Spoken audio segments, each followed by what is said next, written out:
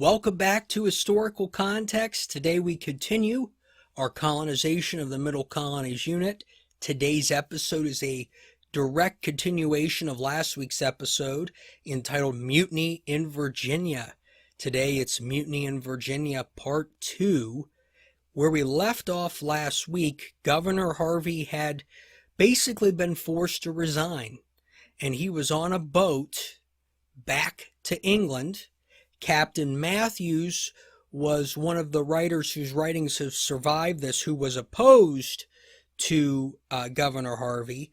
A gentleman by the name of Zouch, who seemed to be close to Harvey but more impartial to the situation, also had some writings. And Governor Harvey himself had kept some writings throughout this. So we're going to kind of talk about some of those things today, along with what will ultimately become the restoration of Sir John Harvey. Captain Matthews had written a letter and had sent it back to England with Governor Harvey. And the end of that letter was very interesting because he adds something very subtle about William Claiborne, who, if you'll recall, was the gentleman who was trading off of Kent Island and causing a huge ruckus with the Maryland colonists. Let's have a look. 2 days since repaid unto us for the redress against the oppressions of the Marylanders, who have slain 3 and hurt others of the inhabitants of the Isle of Kent. This is in reference to the battle that basically occurred at Kent Island, where 3 Virginians were killed. The Virginians allege that they were in pursuit of a stolen boat when the Maryland group attacked.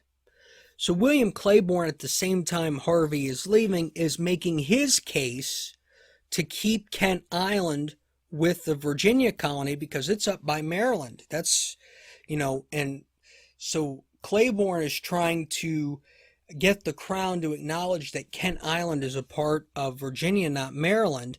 And so he's making his case for that and a case against Maryland's behavior in the Chesapeake Bay. He writes a letter back to England as well. Let's have a look. These actions here befell in a time while I'm at home, and was also set upon on all sides by my cruel neighbors, who have not only trampled over all right, but condemned the express commands of His Majesty, under the protection whereof I deemed myself so safe, that I provided not enough against their violence, and so perished by security, not deeming that I had such enemies or such men to deal with as would spurn at the king's royal commands upon them. So Claiborne, clearly upset about the death of the men there at Kent Island. And Harvey is going back to England, and we know that when Harvey gets back to England, he is going to report on what is happening in Virginia. We also know that he is probably not going to take the side of the Council of Virginia, who, helped get him thrown out of there.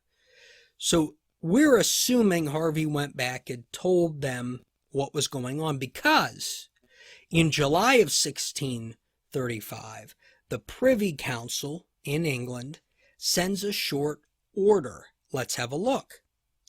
Whereas it appears that the colony in Virginia is full of contentions, and the council there divided by faction, Sir John Harvey hath complained, charging some of them with open contempt of His Majesty's authority, besides the injuries done to Lord Baltimore's plantation, especially by William Claiborne, and they of the other party do no less complain of wrongs done to them. So it sounds to me like Governor Harvey has gone back to England and taken the side of the Maryland colony. The Privy Council orders an investigation to be conducted by the Attorney General. Governor Harvey weighs in here in a July letter to the Privy Council. Let's have a look. But it may please your honor to call to mind how that in my last letter concerning the affairs of Virginia, I signified that the assemblies being composed of a rude, ignorant, and an ill-conditioned people were more likely to effect mutiny than good laws and orders, especially whilst the council gave them such examples. What I then feared I soon after found. Their exorbitances have by much exceeded my expectation. He goes on to say, I found them so far from intending any good that they came armed with a strength to surprise me. That refers to the 40 armed men we talked about last week, and laying violent hands upon me, charged me with treason for going about to betray their fort into the hands of their enemies of Maryland, telling me that I must resolve myself to go presently to England, there to make answer to the country's complaints against me, for with sending at liberty such of the mutiny whom I had caused to be laid fast in irons. Harvey goes on to discuss who is with him in the ship back to England. Let's have a look.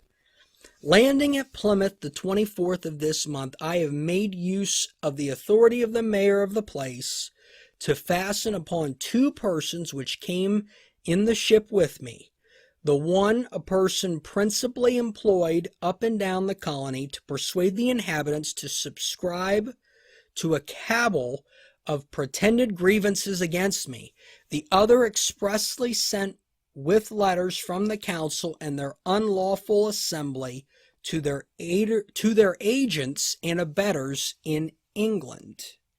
Basically, when he says to fasten upon 2 persons, it sounds like he ordered the arrest of 2 people who were opposed to him that were supposed to be accompanying him back. Harvey then mentions that he was informed of the incident between Claiborne and Maryland as he was boarding the ship for England. So he didn't even know about the battle until he was already booted from the colony.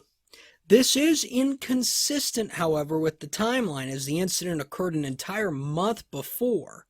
But it is possible that either this information was hidden from Harvey, or Harvey wanted to create the impression that it was hidden.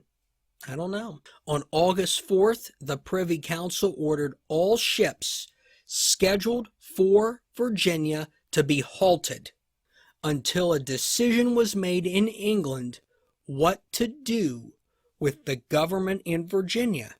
And they provided some pretty good reasons. Let's have a look.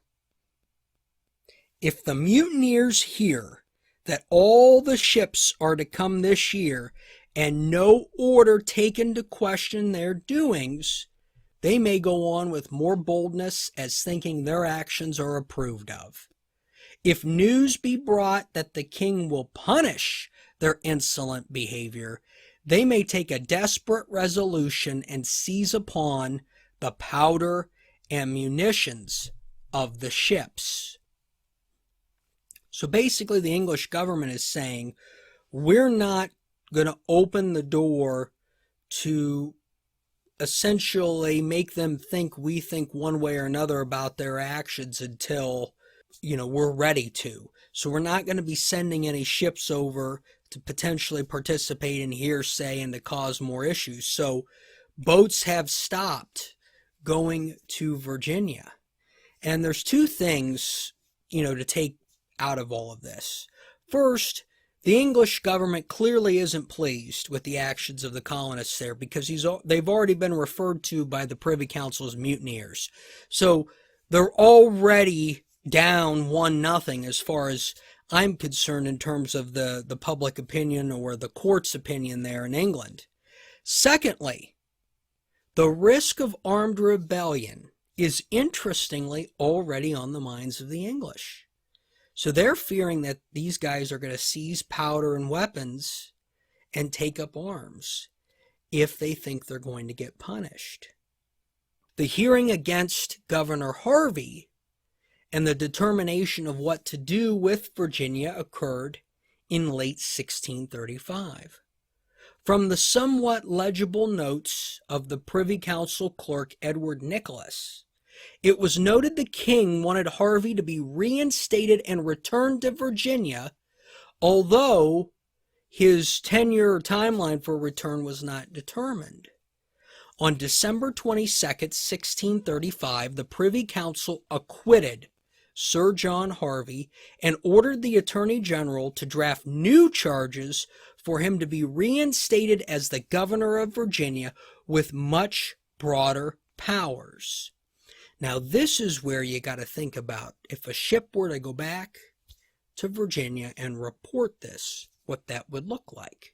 Additionally, the Privy Council called upon the return of Captain John West, Captain Matthews, and 2 others from Virginia to England to face their own charges.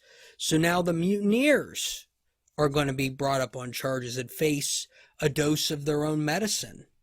Meanwhile, Francis Pott, who was likely one of the 2 people brought back to help convict Harvey, is jailed in Plymouth, England in July, and it's unknown what happened to him. Interestingly, little exists of John West's time as acting governor of Virginia. No House of Burgesses meetings were called, and the next writing from the region comes in December 1635 when they receive word that the mutineers were being called back to England. So imagine that reaction if you're in Virginia. Word finally comes in. Here it comes. And these 4 gentlemen are being called back to England to face charges of mutiny. John West was actually referred to as the usurper of the government. It's fascinating how in 25 years the West family can fall so far out of favor with the English government. Captain William Pierce was charged with mutiny because it was alleged that he brought 30 armed men to Jamestown to beset, and that is to surround and guard, John Harvey's home. If you've ever seen the movie AI and the artificial intelligence in that movie takes over and they're surrounding their headquarters, that's the feeling I get when I read about how Captain Pierce has 30 armed men surround the governor's house, basically placing him under house arrest his last day there. The letter calling them back to England also alleges the mutineers, quote, opposed themselves very saucily against the proposition of the tobacco contract. The letter goes on to list 3 charges against Captain Matthews: denying the commission and assistance of another captain, misleading Governor Harvey and the commission, and the illegal trade of tobacco. Shockingly, the council came down on the Zouch family. The Zouches were, remember that gentleman who, and when I say the council, I mean the Privy Council. Remember, Mr. Zouch was right there next to Governor Harvey, giving a very fair and balanced account of what was going on. The Privy Council came down on his family. While we don't know his first name, we do know it was directed to his father, who was Sir John Zouch. And the Privy Council alleges that Sir John was engaged in a conspiracy to become the next governor of Virginia. So he was using his son's information to try to prop himself up to become the next governor. The biggest factor that stopped Zouch from becoming Virginia's next governor was that he was a Puritan, an English separatist. And that didn't sit well enough with the crown. In February of 1636, Harvey requests a military ship to return on to Virginia. A dispute over who would pay for that would keep Harvey in England for a period of time. So he wants to roll up to Virginia and make a grand return in a military ship. On March 28, 1636, John West sent correspondence to the commissioners of Virginia. And the start of the letter is fascinating. Let's have a look. Within a few days after Sir John Harvey had expressed his intent to the council here of departing the colony, they opened His Majesty's commission, wherein they found themselves enjoined in case of vacancy to elect among their number one to supply the place until further command from His Majesty or their lordships. West just kind of makes it sound like it was a legitimate situation, and he goes on to describe a challenge facing the colony. Let's have a look. The colony hath this year received an increase of 1,606 persons, with passengers that through noisomeness bring no less than an infection among them. They carry with them almost a general mortality, so they're showing up sick and dying. Without infringing on His Majesty's grant to Lord Baltimore, they have taken the nearest course for avoiding unnatural broils. So what West is saying there is we're getting all these people coming in. And since we can't go north, we're kind of starting to stack on top of each other. And these people are showing up sick, and they're making other people sick because they're crammed in. And that's causing a problem. But we don't want to infringe on Your Majesty's patent of Maryland. Essentially, I think West is asking for probably a land grant expansion or potentially to settle this whole Maryland issue. And frankly, he does not do a good job at requesting a solution or making a proposal. The new commission to Governor Harvey was issued in April of 1636, where the king expanded his powers to include trade, making war with the natives, and to maintain a standing army. So that's the reaction to the 30 to 40 man militia. Later that month, a customs house was suggested again, as only 3,000 pounds sterling of tobacco came into England when 20,000 pounds was expected. And again, people can skim off the top and sell that to New Netherland or out on the open market because it was worth way more. Richard Kemp, who made the suggestion of the customs house, mentions embezzlement as a possibility, but adds that a customs house would also increase trade efficiency. On May 20th, Francis Pott, who's still in prison, writes a petition requesting a pardon. He has been jailed for 10 months now. By August, Harvey still hadn't left for England yet, and the mutiny has passed the 1 year mark. So it's been a year since Harvey was shown the door, and nothing yet has happened in terms of permanent government in Virginia. On August 4th, King Charles I writes a letter to Governor Harvey and the commissioners of Virginia requesting that they reconsider other staple products besides tobacco. And we've seen this song and dance before. The price of tobacco had collapsed because of how much supply flooded the market, and Bermuda, which was another royal colony, was actually finding success in some other things other than tobacco. Let's have a look at the writing. The inhabitants have employed themselves in cotton wools, which prosper well and yield the planters good profit for their labors. Now we know later in American history, cotton becomes a big piece of the American South. This is the first time in August of 1636 that we see any suggestion of cotton coming to America, and it came from King Charles I. He goes on to add that the move by Bermuda has actually helped buoy the price of tobacco because there's less supply now. In January of 1637, Governor Harvey arrives back to Virginia to assume office, but it does come at a cost.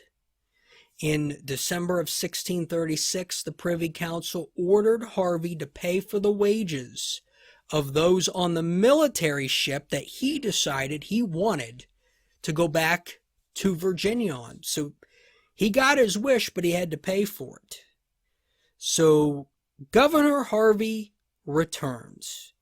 How will he be welcomed? How will he handle the ongoing tensions with Maryland? Those still have not been resolved. We'll find out next time on Historical Context.